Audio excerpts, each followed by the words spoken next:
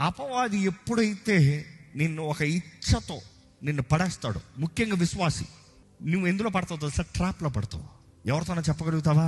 చెప్పలేవు. ఎందుకంటే నువ్వు విశ్వాసి, భక్తివి అని చెప్తున్నావు, నువ్వు ప్రార్థనా వీరుడు అని చెప్తున్నావు, నువ్వు దేవుణ్ణి ఆరాధించే వ్యక్తి అని చెప్పావు, నువ్వు ఆలయానికి వెళ్ళే వ్యక్తి అని చెప్పావు. సడన్గా నీ ఇచ్చ జీవితాన్ని ఎక్కడ చెప్పగలుగుతావు? Secret sin. That is why it's a deadly sin. Trap. నీకు నువ్వు ట్రాప్లో పడ్డావు. ఎవరైనా స్పీక్ టు ఎనీబడి, ఎవరితో చెప్పలేకపోతున్నావు. అదే సమయంలో ఏం చేస్తున్నావు తెలుసా?